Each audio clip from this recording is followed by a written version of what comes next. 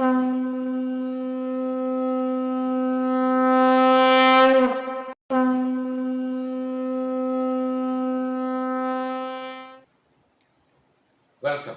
to the journey of enlightenment. I am your host, Dr. Roger Gopal. We have been discussing some critical elements of the Ramayana. We have reached the point where Ravan had kidnapped Sita, and we began our discussion last week at looking at Sita as either a victim, a damsel in distress, or as a heroine. And in our discussion, we looked at the background of Sita, a princess that married into the Solar dynasty, the kingdom of Ayodhya, to Sri Ram, a great prince, a great warrior. We know that Princess Sita came from a background where she was exposed to a life of luxury, with servants at her command, with palaces at her beck and call. Yet Sita showed the courage, the bravery to endure a forest life.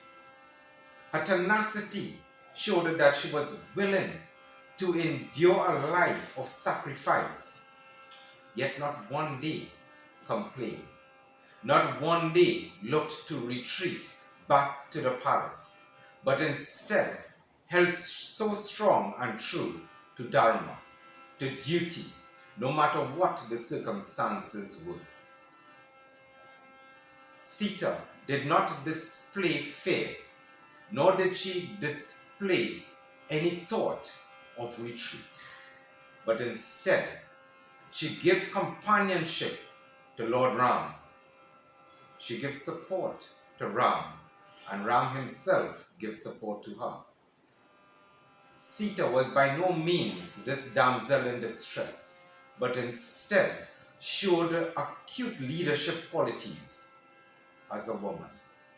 We continue our discussion today with my good friend, my brother Baya, Professor Kamal Misra, Professor of Sanskrit and Manuscriptology, University of Calcutta, author of over 15 books in the related fields. I am very proud to have you again today, Professor Misra. I'm very happy that you are joining me in this most relevant question of women in our society and the role of that Shakti, that power, that feminine divine in our lives. Thank you for joining me. And namaskar to all our brothers and sisters of Caribbean. My heartfelt thanks to you to giving me opportunity to share my ideas, share my values with you, and through you for whole Caribbean. So I'm extending my warm greetings to all of you. Now the subject, the Istri Shakti, the women power. And I just want to give one word, not only power, it's women elegance, women dignity, women intellectuality, women fineness are very important. If just imagine, I'm sharing with all of you, just imagine, if women is not there, that whole world will not be there. The women is not there, the man will be not there. The man is not there, women will be not there. It means they have a parallel force, equality. We have to accept first, then recognize, and then act. Not only accept for ourselves, for our dream world. No, you have to act. You have to act for grace. We have to act for elegance. We have to act for equal status for man and women both. Absolutely. Because our Sanatan Hindu traditions always reflect the concept of Ardhanarishwar in theory and in practice also. Even in, in astrological way or astronomical way, the human body have a two part. One is dominated by sun and one part is dominated by moon. So the nadi, the pranayam, all kind of things. So whole human body, even the male body or a female body, doesn't matter. But the human body as a whole are divided, are united with the influence of moon, with the influence of sun. This is very clear cut in our concept. First thing. Second things, I am so grateful to you, sir, that you have, last time you have given your book Ramayana 75 inspirational verses for modern. You know, I just sharing my insight west. After reading this book, I have a lot of questions in my mind. Because the student of Sanskrit, I was just shocked, astonished. You know, in Ramayana, more than lakh slokas, and I did not slept 1 week. Because this books is in my behind my, always in my hand, always in my side. Because the books is there, knowledge is there. If knowledge is not there, I am nowhere. This is very simple, Yes. simple concept. So my question was, I was little bit disturbed. Why the huge, more than lakhs important slokas of Ramayana? How come you and Madam Anita have chosen only 75? What is the mystery behind the in these 75s? That is the important, and that give the opportunity to understand why 75, why these 75 are important. So I must congratulate Madam Anita, who helped me throughout and core up from her heart, and both of you tried to present it through these 75 shlokas from Ramayana, who inspire our society, who inspire our world, who inspire our eras. And these 75, you know better than me, because but I presume it's a very difficult task. So out of lakhs, you just pick only 75s, and this 75s really itself a gem, itself a marble, itself a gold, and where madam's perspective as a woman and male's perspective as a user, and both combined it beautifully to explore the situations and bring out the best to motivate the society as a whole, to make it beautiful, make it meaningful, make it underline in the history. These 75 are very important slokas for modern era, for each and every one, no matter what's caste, what religion. These are universal fact, universal theories. Yes, thank you very much.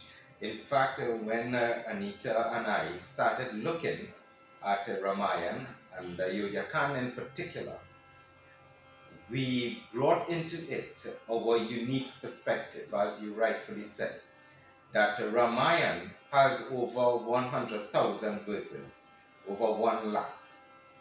And it was not an easy task identifying 75 verses that we would use. But that's the beauty in that male-female balance, or as we know as a yin and yang process, that balance in everything that we do to bring that perspective of the female perception, the male perception, the feminine divine, the male divine, into what we offer to this world, what we offer to society, and how that feminine and masculine divinity brings our world into this harmony that we rightfully should exist in. And that being said, Professor G, as we reflect again on Ramayana and that role between Sri Ram and Sita, we have also seen it in Narayan and Lakshmi, Vishnu and Lakshmi. And as we know that Ram himself is an incarnation of the god Vishnu. But we have also seen it in Shiva and Parvati. That balance is there. In your perspective, why is that feminine divine always in the presence of that male divine? What is this Shakti to Shiva? You know, without Shakti, there is no existence of Shiva. Shiva, if you write in Sanskrit, Shiva, Sha, Talabusha, Eki Matra, this is the E, the vowel E is important here. You understand? Linguistically, I am just explaining. E symbolizes Shakti. If you remove E from Shiva, Shiva will convert it in the Shava. Shava will stay by.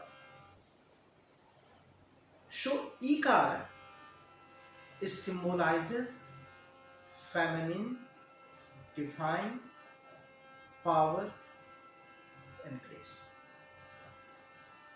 And in our tradition, as we earlier discussed, the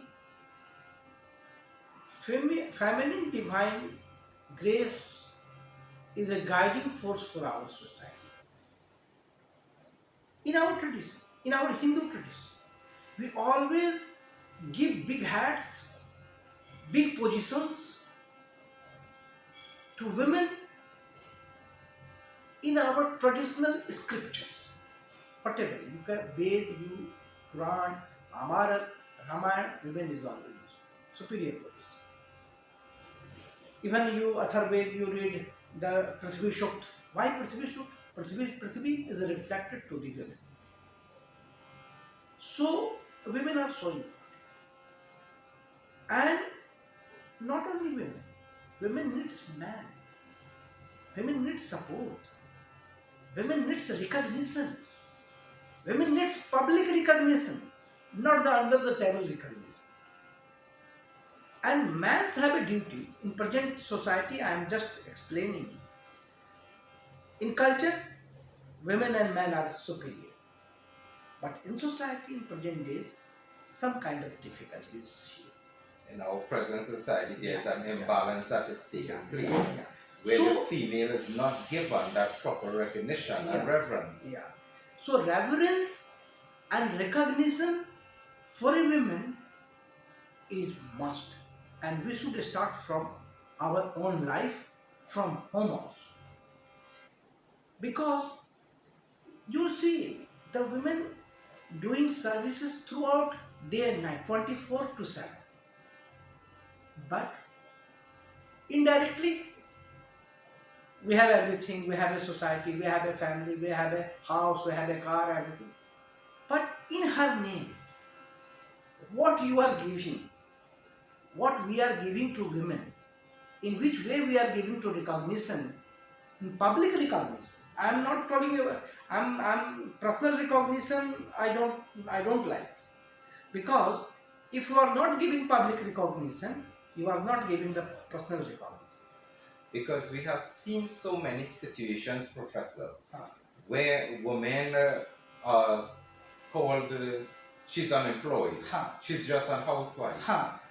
But there's no concept of just a housewife. No.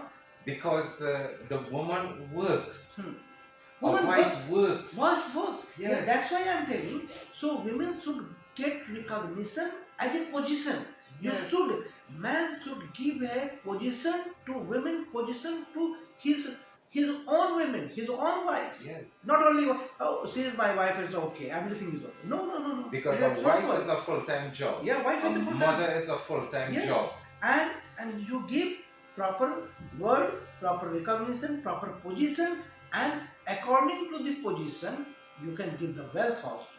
Then she feels, yeah, my husband is recognizing, revering my own ability.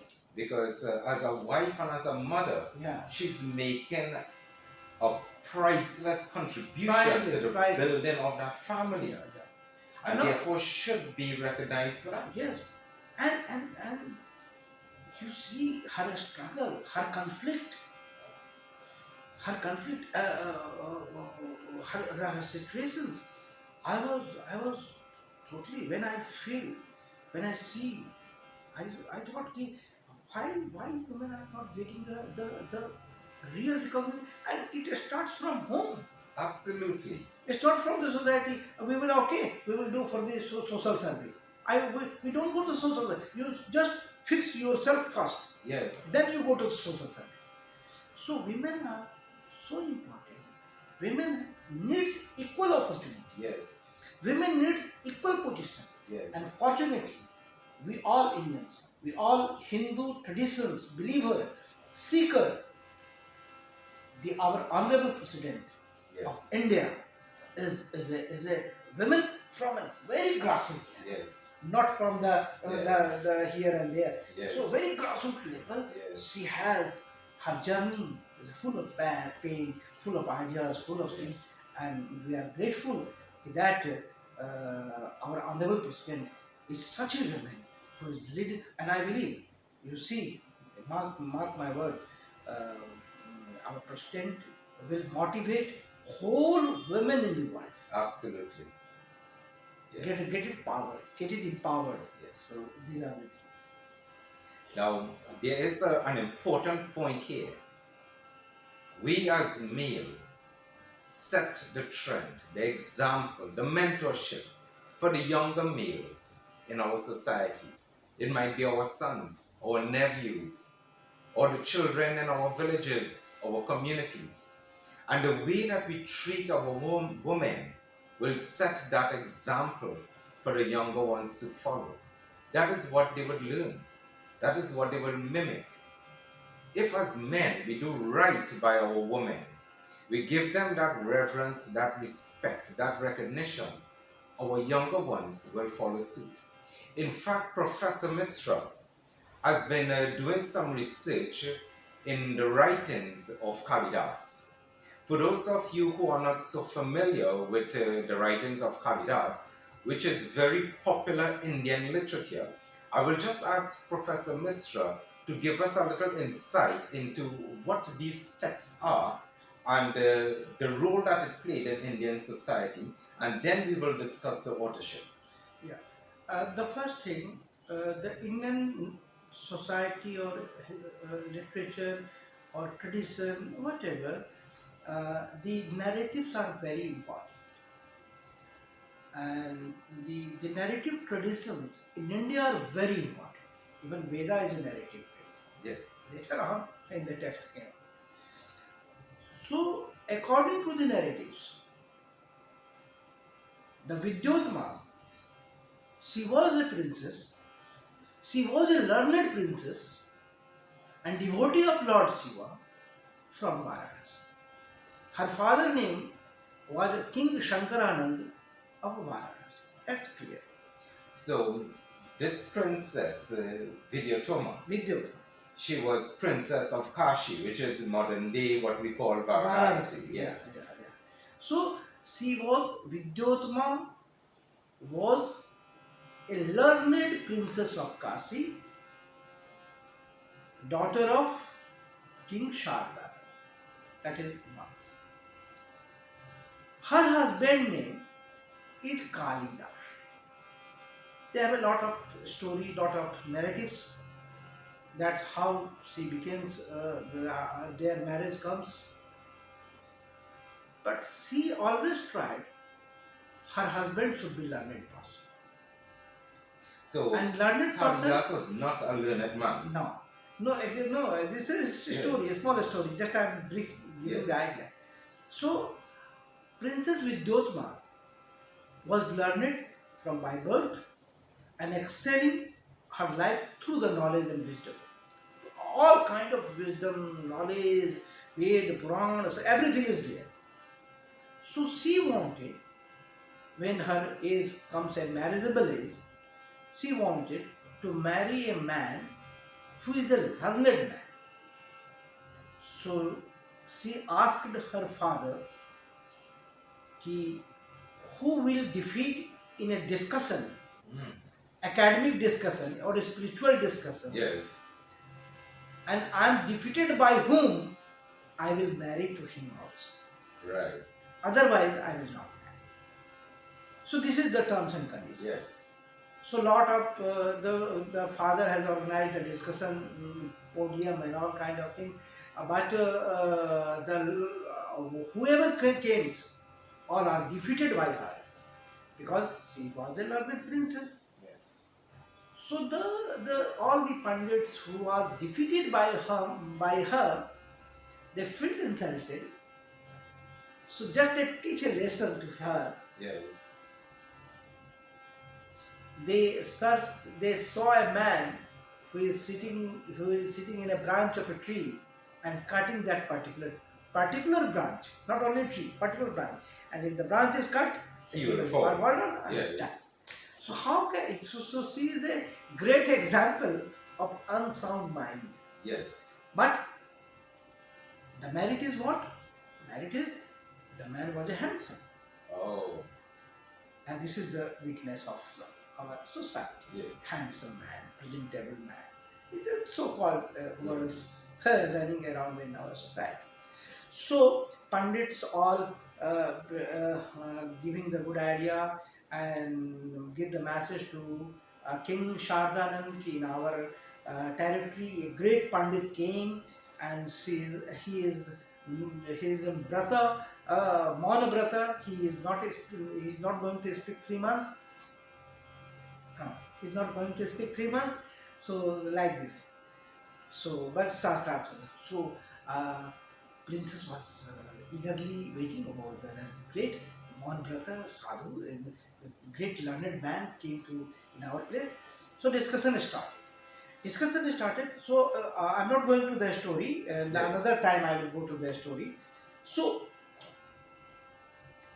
she was defeated by mistake. Yes.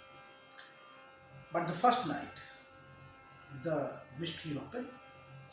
He was full. But by that time, the divorce is that concept was. So she was full, and she realized she was she full. was full. Yes, Yes. immediately she realized after the marriage. Because the truth is truth. Yes. You can't hide the truth. Correct. You can't hide the truth.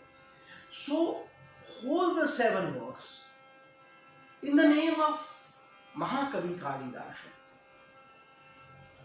The portrait of the solar dynasty, the queen, princess, the elegance, the dressing sense, the wisdom, all are superb, predicted and described in the whole text.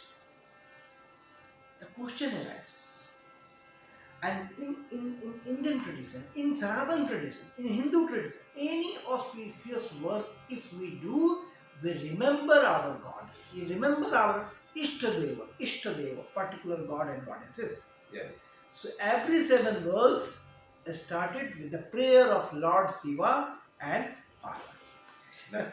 Now she was princess of Kashi. Kashi. And Lord Shiva is the deity, the god of Kashi. Yeah. Yes. True. And Kalidasa, his name is Kalidasa, the devotee of servant of goddess Kali. Yes. If Kalidasa is okay, I have no problem. Kalidasa, the servant or devotee of goddesses Kali is okay, but he should have a moral responsibility Yes. to give the prayer, invocation prayer, in the name of Lord Kali, Yes. in all 7 works, in the starting of the 7 works. Yes. But unfortunately, missing. What is this? The praise of Lord Shiva and Parvati. So it defines, it goes, this indicates the through Lord Shiva and Parvati, through Kasi, Vidyotma, Princess Vidyotma, Vidushi Vidyotma, the learned princess of Kasi is everywhere. Yes. As a hidden author. So it just shows the importance of giving women that recognition. That's why I have given the question, who is the real author? Mahakavi Kalidasa or Vidushi Vidyotma, learned princess of Kasi? So I have given the all systematic examples, all the systematic internal evidences, all the systematic logics. I look forward to you returning where we discuss this book in so much more detail. Yeah.